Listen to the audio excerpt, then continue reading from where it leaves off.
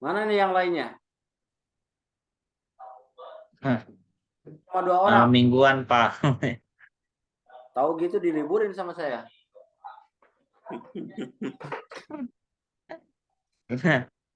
Ya, 2 orang ini. Iya.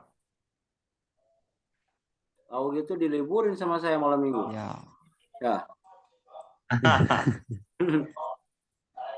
Oke. Ada agenda ke rumah mertua juga sudah. Ya, ya, ya. Oke lah. Nggak apa-apa. Ya, yang penting nanti mereka yang nggak ikut mungkin Boleh ada rekamannya kan, Pak? Nanti ya, di-share ada. saja rekamannya. Ya, nggak apa-apa. Yang kemarin juga udah saya share. Oh iya.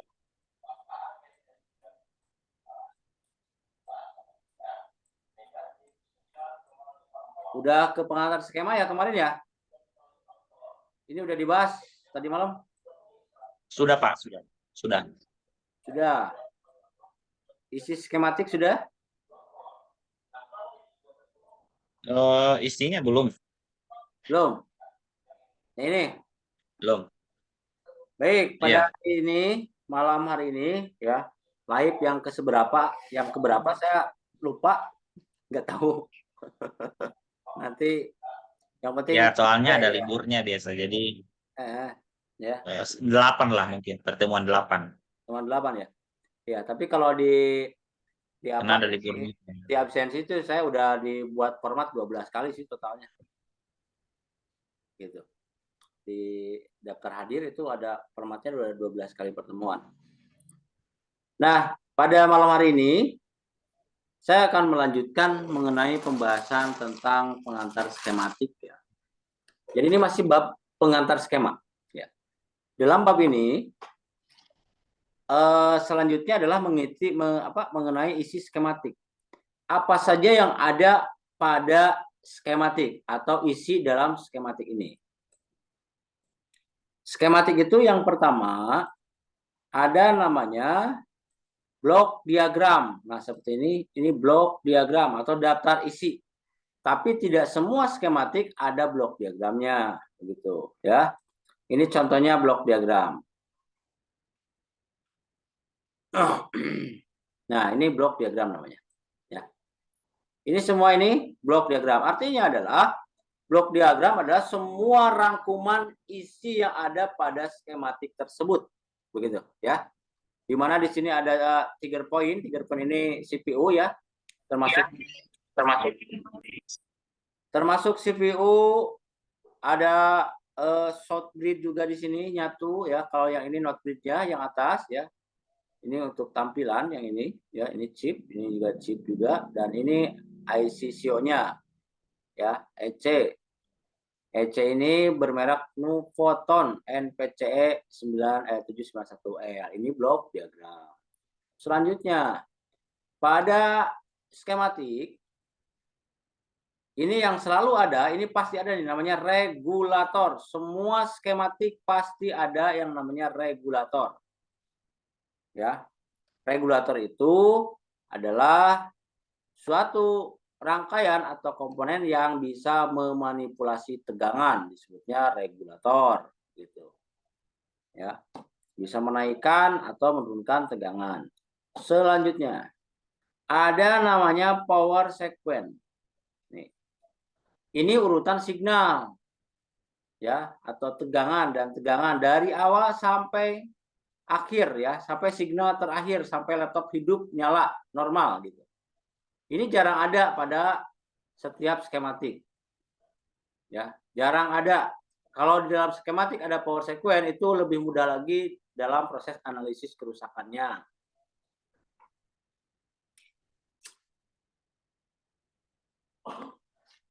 Selanjutnya saya berikan contoh dulu mengenai power sequence ini. Ini power sequence. Power sequence-nya ada di bawah di belakang. Nah, ini. Jadi power sequence itu ada 2 jenis, ada yang menggunakan timing ya. Timing diagram, ada juga ini timing diagram, ada juga yang menggunakan blok diagram. Yang ini sebagai power sequence timing diagram. Ini seperti ini ya. Saya nggak akan bahas dulu ini, tapi ini sebagai memperlihatkan saja ya. Kemarin filenya sudah saya share di grup gitu. Nah, ini adalah peta signal ya. Ini semua adalah peta signal dari mulai laptop belum nyala gitu. Namanya power sequence. Ini semuanya nih. Ini dari mulai signal pertama pin harus ada. Ini yang pertama harus keluar tuh signal pin ya. Dan terakhir ada PLT RST crash. Nah, ini adalah signal terakhirnya. Ini ketika laptop sudah hidup normal ya. Ini PLT RST crash namanya. Selanjutnya ada power sequence yang berbentuk blok diagram. Nah, ini yang berbentuk blok diagram. Ini pakai nomor urutan, ada urutan signal juga di sini dengan nomor gitu. 1 pin. Ya. Dan seterusnya sampai PLT RST crash. Ini berbentuk diagram ya, blok diagram. Jadi intinya power sequence itu peta urutan signal listrik gitu ya, urutan signal gitu ya. Gimana? Mendak misalnya. Apa?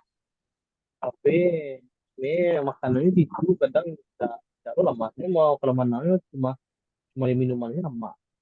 Oh, ini bukan ngomong ke Ini kita. mau Ini lagi ngomong.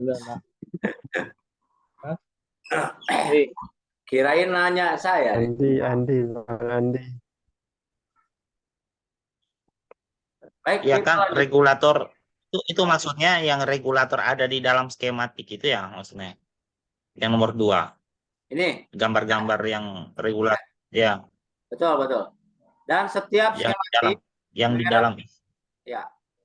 Di dalam skematik semua merek skema pasti ada regulator. Ini pasti ya. Ini pasti semua merek skematik, baik itu Quanta, merek Opal, Inventec, terus apa lagi? Ya. Compal, Inventec, Quanta, Wistron, semuanya pasti ada regulator. Jadi regulator pasti ada.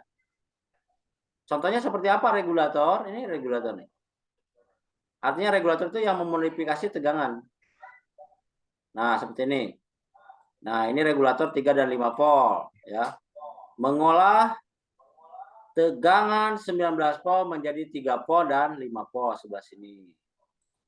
Ini jadi outputnya, produksinya memproduksi listrik 3 volt dan ini memproduksi listrik 5 volt. Jadi satu rangkaian ini memproduksi 2 tegangan ya. Ada tegangan 3 volt dan tegangan Bisa tolong diperbesar, Pak? 5 volt. Bisa tolong diperbesar, gak, Pak?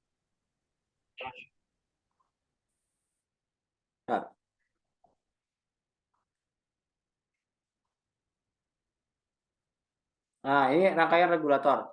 Jadi regulator ini contohnya ada regulator 3 dan 5 volt. Ini pasti ada nih, setiap skema pasti ada rangkaian regulator.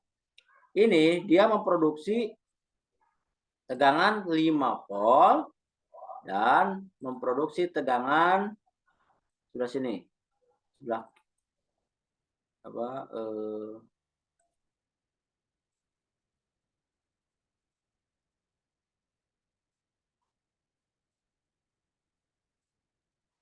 Nah, ini nih. Nah, sebelah sini nih. Nah, ini gede banget. Nih. Yang ini 3 volt gitu ya. Jadi ini adalah regulator yang menghasilkan tegangan 3 volt dan 5 volt. Ini contohnya. Dah, nggak usah dipikirin dulu. Nanti kita bahas tentang rangkaian ini. Saya masih bahas tentang pengantar skema dulu ya.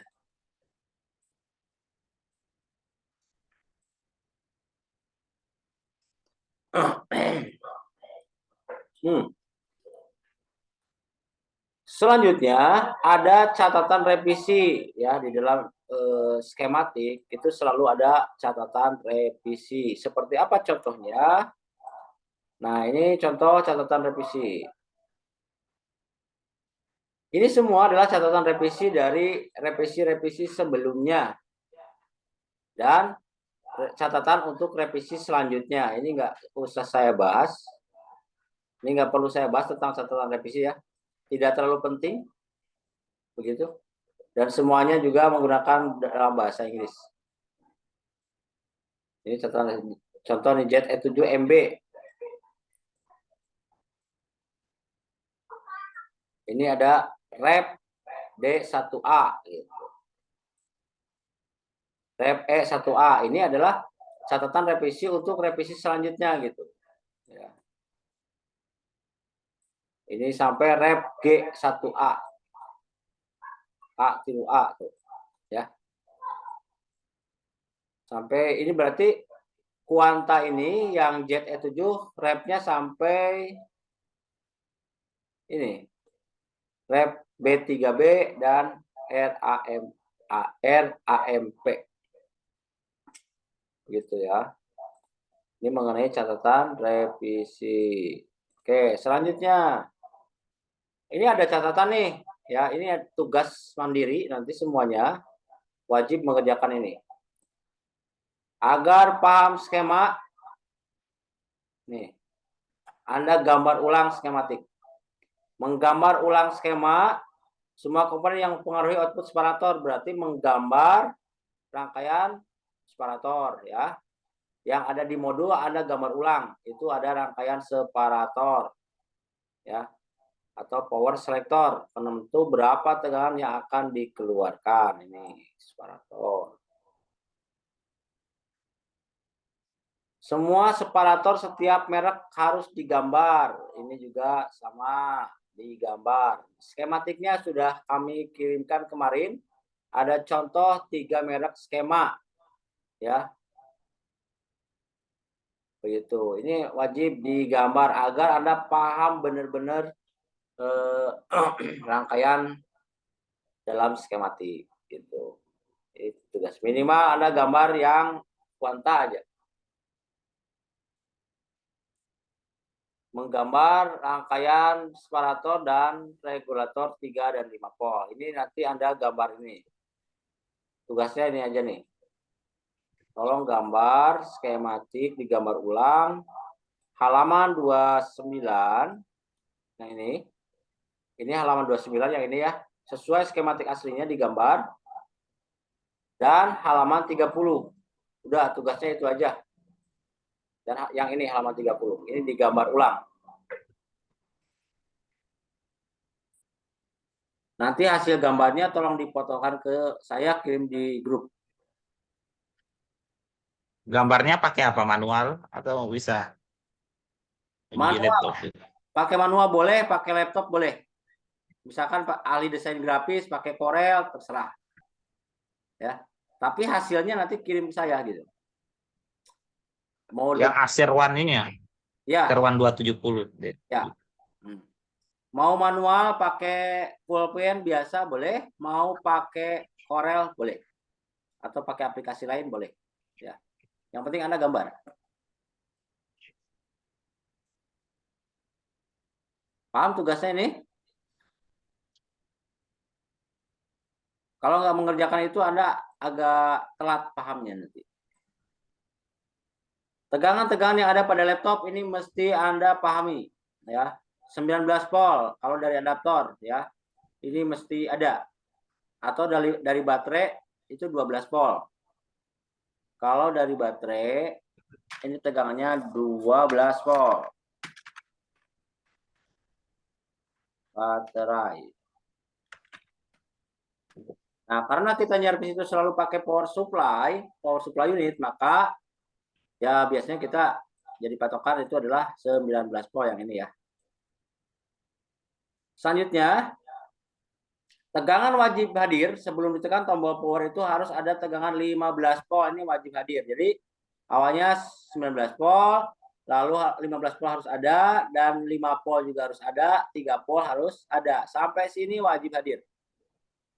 Ini disebutnya tegangan wajib atau tegangan always, ya, atau tegangan standby. Begitu. Nah, ada beberapa laptop yang tegangan 1,8 volt juga harus hadir duluan, begitu. Ada beberapa laptop, lihatnya adalah dari power sequence. Nah, yang ini, yang ke bawah ini adalah hadir setelah ditekan tombol power. Sampai sini. Ini udah area PS atau pole suspend. Ini 1,5 volt itu untuk RAM, 1,8 untuk chip, 1,05 volt untuk chip, 0,75 volt untuk output RAM. 0,75 volt. Kalau V-Core dan VGFX ini untuk prosesor atau CPU. Begitu.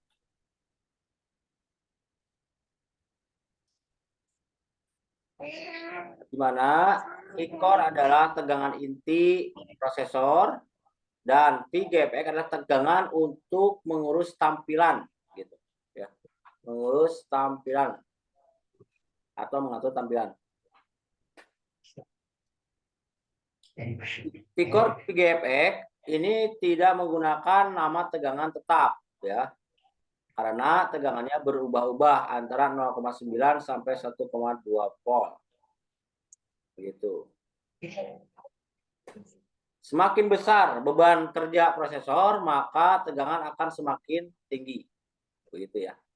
Kalau belum apa-apa, baru dinyalakan saja paling juga 0,9. Tapi kalau udah mulai buka aplikasi, buka Corel, buka YouTube, ya internetan, itu naik lagi tegangannya.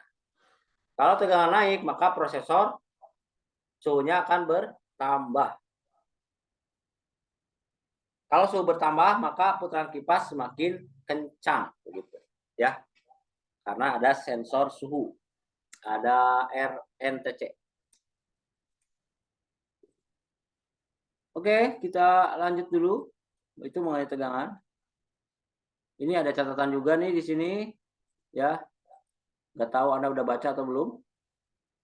BIOS bukan hal yang sepele karena dapat mengakibatkan kerusakan yang menyebar kecuali korslet. Ketika nge-flash BIOS jangan bosan, terus lakukan hingga menemukan file yang tepat sampai nggak ada lagi filenya gitu. Jadi baru nge-flash satu kali nggak sampai dia cari lagi gitu. Ya. Jangan menyerah dengan satu file. Oke, Pak. Pak, itu misalnya kalau di flash sering BIOS-nya bisa dirusak nggak, Pak? Gimana? Kalau BIOS-nya sering-sering di flash, bisa dirusak nggak, Pak? Enggak ngaruh. Nggak ngaruh, Pak. Yang bisa jadi rusak itu karena sering di blower. Oh, jadi sering Jadi kena panas ya? ya diusahakan angkat IC BIOS ya. Kalau ada punya dua solder, menggunakan dua solder itu bisa. Jadi saya angkat pasang IC kaki kelabang itu jarang menggunakan blower gitu. Kecuali kakinya yang terlalu banyak kayak IC Sio kan banyak banget tuh, makanya pakai blower. Kalau pasangnya pakai solder. Oke, Pak.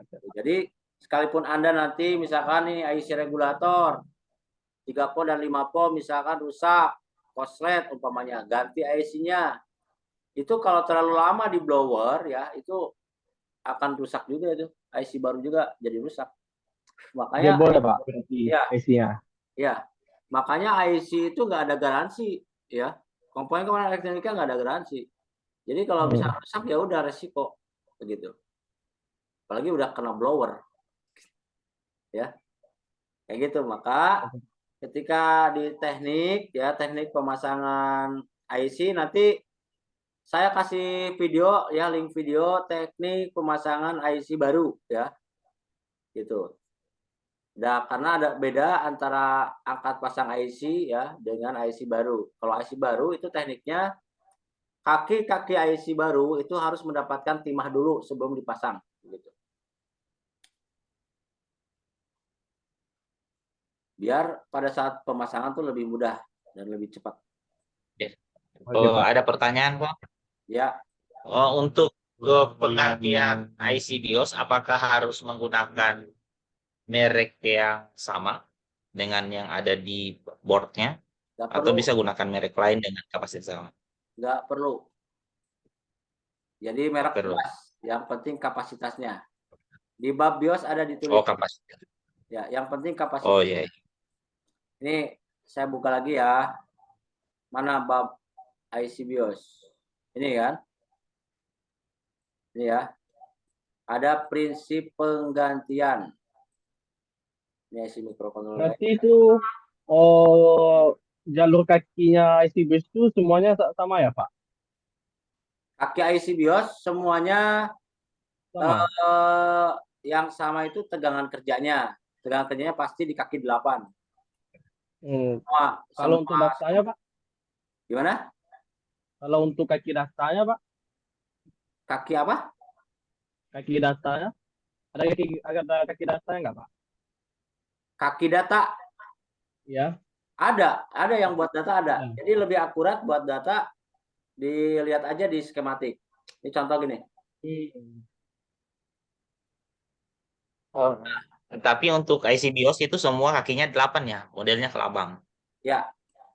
8, cuma ada yang 150 mil, ada yang 200 mil, tapi kebanyakannya yang 200 mil. Kalau yang ukuran 100 mil, 150 mil itu lebih kecil. Jadi seukuran dengan MOSFET.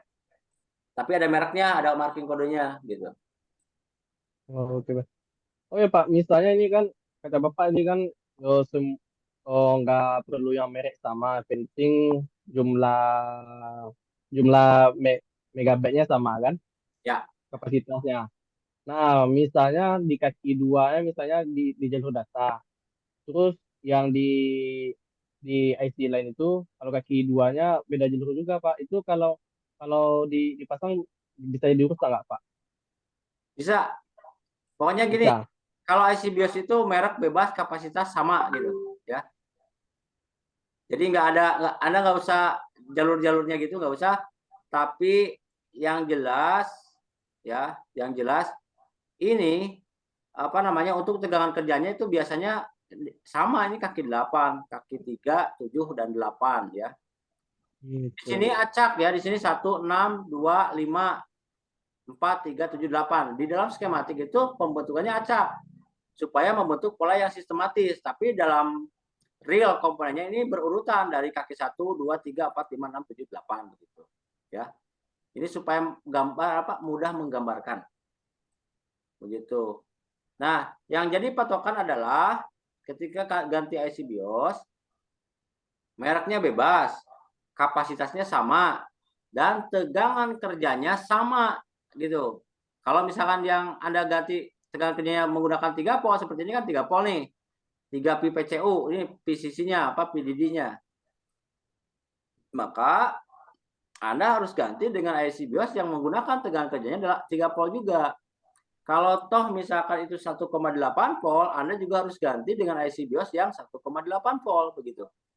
Dan kapasitasnya sama. Maka di modul saya sudah tulis di sini. Prinsip penggantian, ini mungkin lupa kemarin ya, atau belum kebaca. Di sini nanti kalau ada lupa-lupa baca dulu. Prinsip penggantian sama kapasitas dan sama tegangan kerja. Merek boleh apa saja, yang penting kapasitas dan tegangan kerjanya sama. Paham maksud ini? Cara nandain tegangan kerja di IC BIOS itu dari marking kode atau dari mana ya, Pak? Cara Misalnya kan habis beli IC BIOS baru itu kan kita kan nggak tahu berapa tegangan kerja. ya, Cara nandainnya itu gimana, Pak? untuk mengetahui ini ya, kalau tegangannya standby itu kita bisa ukur kalau regulatornya aman gitu loh. Bisa ukur di sini di kaki 8-nya. Tapi tapi kalau yang PS itu kan nggak bisa diukur, misalkan laptopnya mati total nih, gitu kan? Ini kan nggak diukur kalau misalkan dia dapatnya PS, artinya PS adalah dia dapat tegangan setelah tombol power ditekan. Nah, untuk memastikan bahwa itu 1,8 volt atau 3 volt, Anda lihat skemanya. Begitu. Ya. Kayak gini kan lihat skema, oh U8 ini IC BIOS, tegangan kerjanya 3 volt. Kalau ini tegangan kerjanya 1,8 volt, maka di sini nama jalurnya ini 1,8 gitu. 1,8 pi. Begitu. Oke, paham ini? Paham, Pak. Nanya, Kang. Ya, boleh. Muhammad Idris. Udah ngopi belum? Ngopi dulu. Belum, Kang. Kan gini, Kang. Itu kopi itu. Ya, backgroundnya kopi. Kalau kita membeli IC BIOS baru, bagaimana sementara itu tidak ada garansi. bagaimana kita mengidentifikasi kalau IC baru itu tidak mati?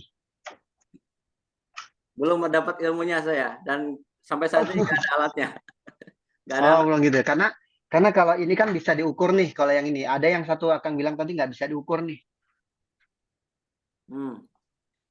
Ah, Ya, Oh, belum ada alat belum tahu ya kan? ukur untuk mengetahui datang IC baru, terus kita ukur gitu bahwa ini masih bagus atau tidak, belum ada. Ah, Ya. Belum ada ya kan? Oke. Oke. Sip, Kang. Kalau transistor bisa, kalau transistor bisa diukur Oh, karena kalau situ ya. ya ada rumus di sana gitu kan, bisa kalau transistor. Kalau Ya. IC Saya tadi hanya akan bilang tadi kita IC baru itu nggak ada garansi karena mati atau enggaknya. Makanya saya nanya bagaimana bisa mengidentifikasi kalau IC BIOS yang kita beli itu baru atau bagus. tapi ada sih caranya ada. Mhm. Itu di flash IC-nya, IC BIOS-nya di flash ya. Kalau di flash kan dia belum kena solder toh, betul nggak? Ya. Dipasang kan, di flash dulu, masuk di flash ke alat flasher. Kalau di flash diidentifikasi chipnya terbaca ya, terus bisa di flash normal ya bagus begitu. Oke. Oh, itu dia. Ya. Kang, saya tuh dari kemarin mau nengok alat untuk flash itu seperti apa sih, Kang? Oh, flasher ya. Iya. Saya Dari kemarin tuh saya mau tanya. saya udah kirim loh malah linknya. Harganya 800. Ada ya? Aduh.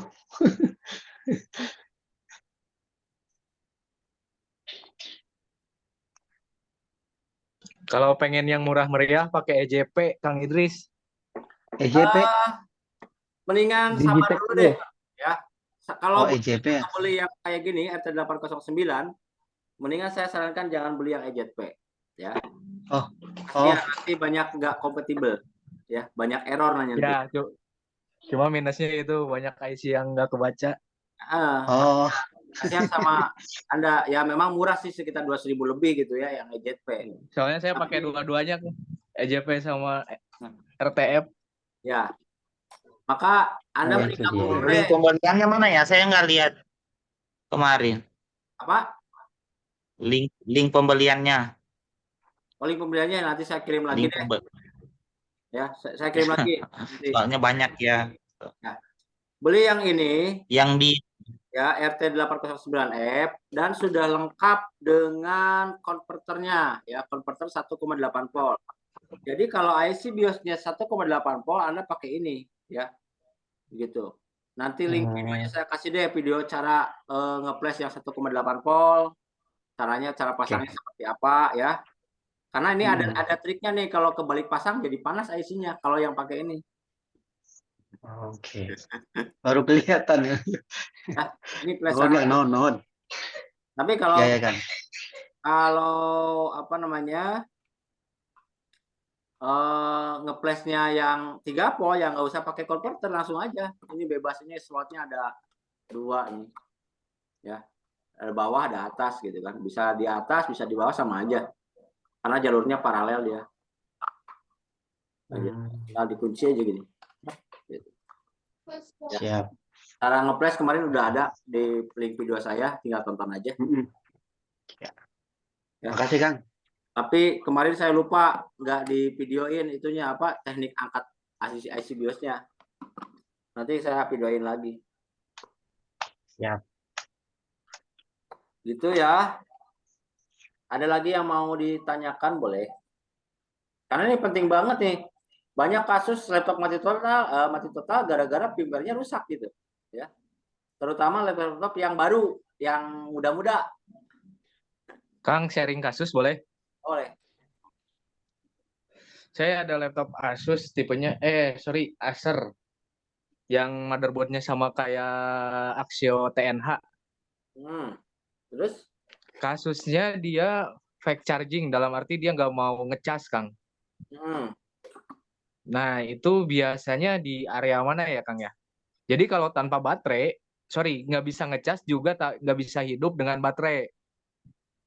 Ya. Nah, hal yang termudah saya udah nyoba ganti baterai, ternyata masih sama lah kasusnya.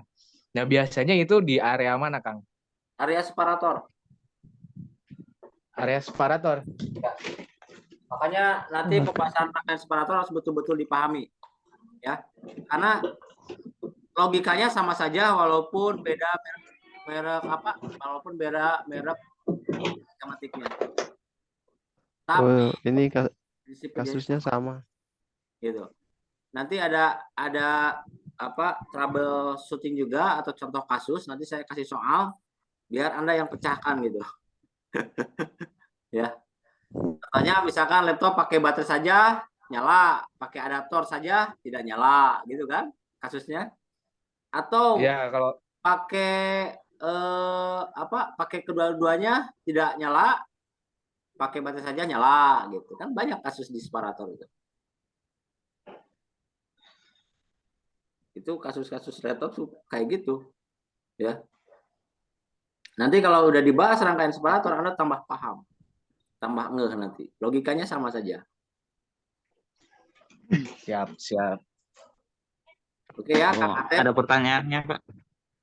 Boleh. Oh ya, ini untuk kita biasa uji coba laptop mati total itu saya lihat dari awal ini power supply-nya itu dimasukkan dari 19 volt gitu. Oh, bisa nggak power supply itu dipasang dari jalur baterai yang 12 volt Oh, nggak boleh. untuk mencoba menghidupkan? Nggak boleh. Tetap harus lewat jack adaptor. Nggak boleh. Ya. Jadi nggak boleh power supply itu pengganti baterai ya sementara. Gitu ya. Kalau misalkan dari jalur baterai yang jangan lah, beda jalur dia, ya. Namanya juga power selector. Kalau dari baterai kan outputnya 12 volt. Dan di sana juga ada jalur data juga. Kalau di baterai. Di baterai itu udah ada jalur data. Jadi baterai itu ada output baterai, tegangan utamanya 12 volt.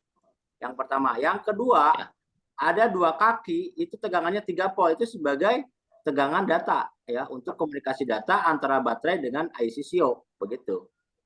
Ya. Itu baterai. Begitu. Karena baterai itu sebagai main power atau tegangan utama yang digunakan oleh motherboard atau laptop. Begitu. Karena adaptor itu fungsinya hanya untuk charging. Aslinya seperti itu. Gitu ya.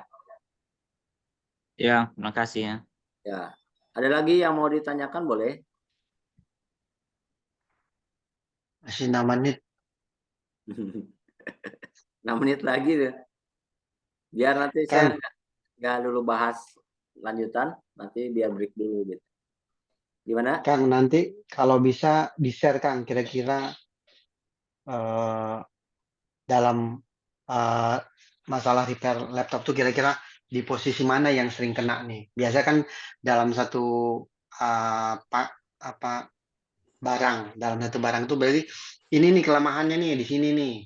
Kalau ini nih rata-rata suka begini, kalau ini rata-rata suka gini, kan rata-rata dalam satu laptop tuh paling itu aja yang sering rusak gitu. Sebetulnya nggak gitu. Itu Oh, nggak aja. gitu ya. Ya, itu random. Ya, makanya referensi YouTube nggak bisa dijadikan patokan. Walaupun laptopnya sama, mereknya sama, tipenya sama, kode motherboardnya sama, perusahaannya sama, mati total. Ya, tidak bisa menjadikan referensi selalu di itu aja, gitu. Oke ya. Intinya kerusakan sama, penanganan belum tentu sama. Betul. Begitu. Makanya kenapa banyak kecelakaan bagi teknisi koboi yang mengandalkan ilmu dari YouTube? Ya karena dia nggak punya ilmu analisis, gitu. Dia terlalu malas. Salah satunya saya. Begitu loh. Ya. Dan dia tanpa tahu bahwa kenapa itu harus diganti, itu loh. Makanya Anda kursus supaya tahu kenapa itu harus diganti. Ya. Benar nggak? Betul kan. Kalau ngomongin transistor ya Anda tahu parameter transistor. Ngomong kapasitor tahu. Jadi kalau misalkan ada referensi di YouTube, Anda tidak akan serta-merta manut terlalu tinggi gitu loh. Tapi Anda akan ukur dulu begitu. Benar nggak nih? Gitu. Karena si kerusakan itu acak, random. Nggak bisa. Oke. Begitu. Ya. Kayak gitu. Oke. Oke, Kang. Ya. Nuhun, Kang. Ya, kita kayaknya break dulu nih. Saya tanggung nanti lagi ngomong, habis lagi waktunya. Nah, jadi Iya, sedikit ya. Kita nanti 3 setelah menit ini lagi. bahas rangkaian separator. Ini seru nih ya. Makanya bersyukur yang bisa ikut gabung hari ini. Jadi bisa Ini ngopi dulu atau langsung masuk, Kang? kopi dulu dong, biasa 5 menit lah. Ini sambil rekod kan, soalnya kan rekaman itu harus disimpan ke laptop. Itu akan ada jeda. Ya, Gitu. siap. Jadi coffee break itu sambil nunggu rekaman tersimpan di komputer gitu ya. Nah. Oke ya. Istilah clear me regional artinya bisa digunakan untuk semua jenis BIOS, tidak tergantung lokasinya. Jika istilah mi regional artinya itu sesuai lokasinya. Contoh BIOS lokasi Asia tidak bisa dipakai di produk Amerika. Begitu. Maka caranya gimana? Ya harus di clear me. Begitu. Maka harus cari file yang sudah di clear me. Clear me. Kerusakan yang berhubungan dengan tampilan atau data yaitu BIOS, RAM, chip dan prosesor ini. Ini boleh dicatat. Pertamanya di balik RAM, BIOS, chip dan prosesor. Kalau urusannya hidup tapi tidak nampil. Ya. Urutannya RAM, BIOS, chip, prosesor gitu. Urutannya. Oke. Jadi kalau ada laptop nggak nampil ya coba ganti RAM-nya dulu gitu. Jangan langsung ponis motherboard-nya. Ya. Kalau diganti RAM dengan yang bagus udah tetap nggak tampil ya baru baru analisis ke motherboard begitu. Ya. Oke, cukup dulu ya. Kita break dulu sebentar, kira-kira 5 menit sampai 10 menit ya. Nanti saya undang lagi. Oke, terima kasih. Assalamualaikum warahmatullahi wabarakatuh. Waalaikumsalam. Waalaikumsalam warahmatullahi wabarakatuh.